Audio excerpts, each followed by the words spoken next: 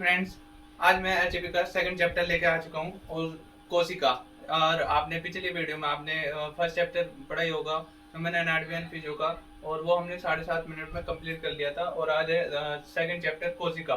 तो कोशिका है क्या?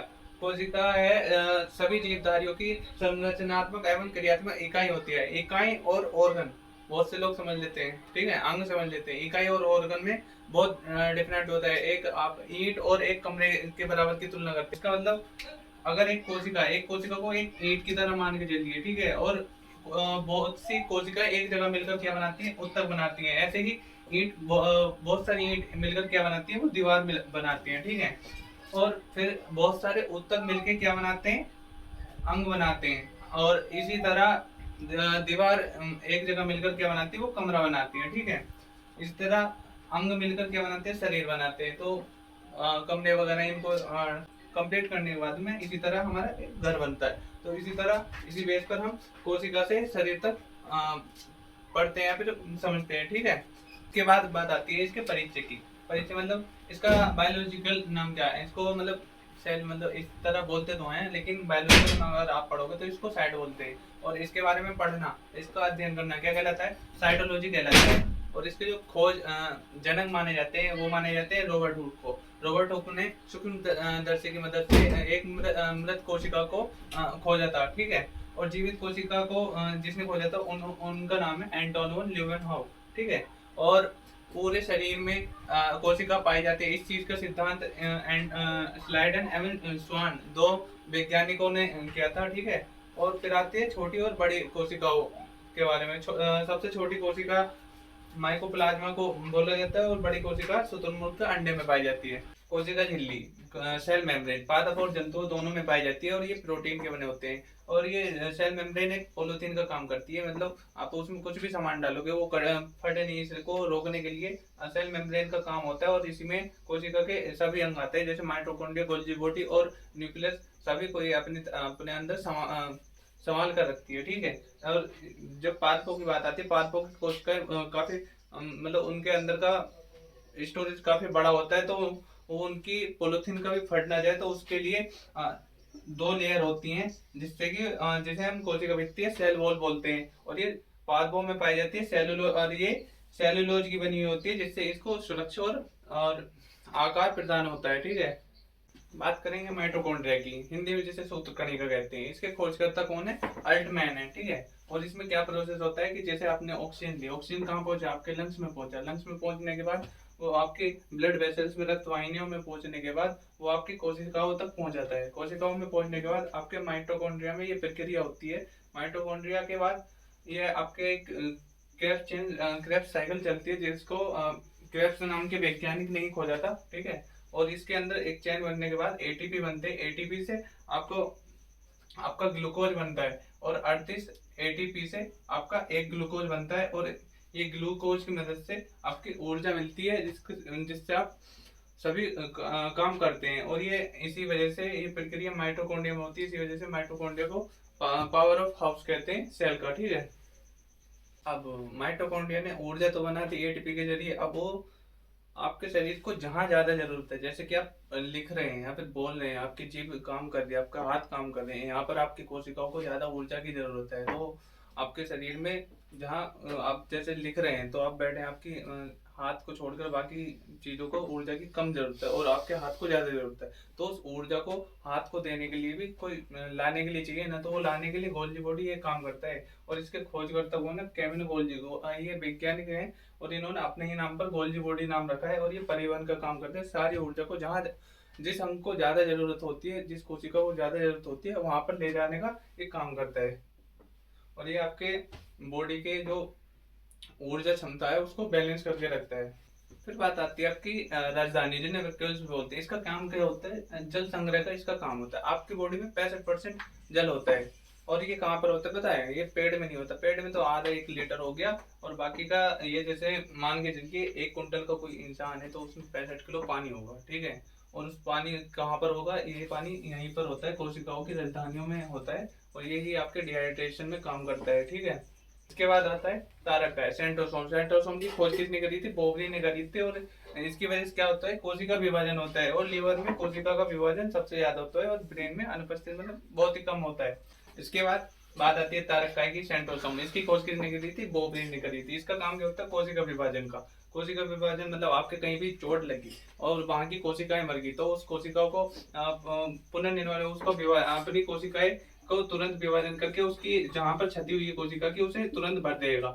लेकिन ज्यादा अनियंत्रित कोशिका विभाजन की वजह से और कैंसर हो जाता है। और लीवर में सबसे ज्यादा कोशिका विभाजन होता है, जिसकी वजह से यहाँ पर कैंसर होने की सबसे ज्यादा संभावना रहती है। और ब्रेन, जब न्यूरॉन का कोशिका विभाजन नहीं होता तो ब्रेन में ट्यूमर कैसे होता है, कैंसर कैसे होता है? और तारककाय ब्रेन में नहीं पाया जाता। ठीक है, जब न्यूरॉन में मतलब ब्रेन में तारककाय नहीं पाया जाता, जब कोशिका विभाजन नहीं होता, तो इस पर ट्यूमर होता कैसे है? तो ब्रेन में 90% तो होते हैं न्यूरॉन सेल और 10% होते हैं ग्लियल सेल।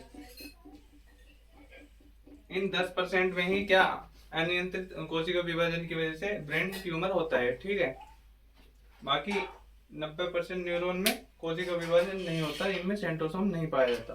अब बात करते हैं अंतःप्रदव्य जालिका, एंडोप्लाज्मिक रेटिकुलम। एंडोप्लाज्मिक रेटिकुलम है क्या? आपकी कोशिका का एक तरीके से ढांचा होता है, जिससे ये पिचके नहीं खराब नहीं हो, इसलिए इसको क्या बोलते हैं?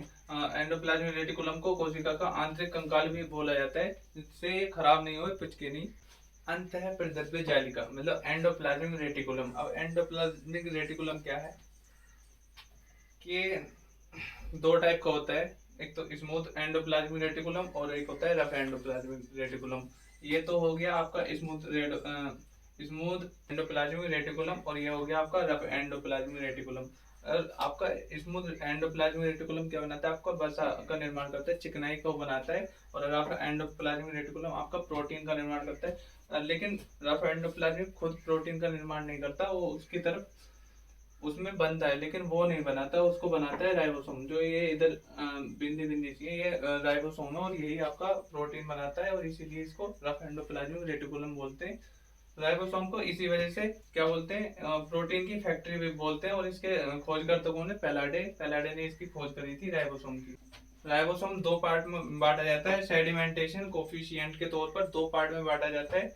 ठीक है, 70S और एक 80S। ये ऐसे नहीं है कि देखने पर जो बड़ा होगा वो बड़ा होगा या फिर छोटा होगा, इस बात पे नहीं करता। जो आपके लिक्विड में जो पहले गिर जाएगा वही उसको क्या है, बड़ा माना जाता है। इस तरह से इन दोनों को छोटा बड़ा देखा है, मतलब एक तरीके से मान सकते हैं। जिनको आप अपनी आंखों से देख सकते हैं वो क्या होंगी? बड़ी होंगी, यूकैरियोटिक होंगी। जिन्हें आपको सूक्ष्मदर्शी की जरूरत होगी वो आपके प्रोकैरियोटिक होंगे। अब बात करते हैं केंद्र की, न्यूक्लियस की। इसके खोजकर्ता कौन है? रॉबर्ट ब्राउन ने इसकी खोज करी थी। और इसमें क्या होता है? क्रोमोसोम्स और डीएनए और आरएनए होते हैं। ये इसको सेल का मस्तिष्क भी बोलते हैं, ब्रेन ऑफ द सेल। और इसमें प्रोटीन 80% होता है और डीएनए 10% और बाकी से सभी चीज 10% होते हैं। और अब ये क्या करता है? ये माइटोकॉन्ड्रिया हो गया, गोल्गी बॉडी हो गया, वैक्यूल्स हो गया, सेंट्रोसोम हो गया और राइबोसोम्स हो गया। इन पर सब पर निगरानी करते हैं, ये काम सही तरीके से कर रहे हैं या नहीं कर रहे।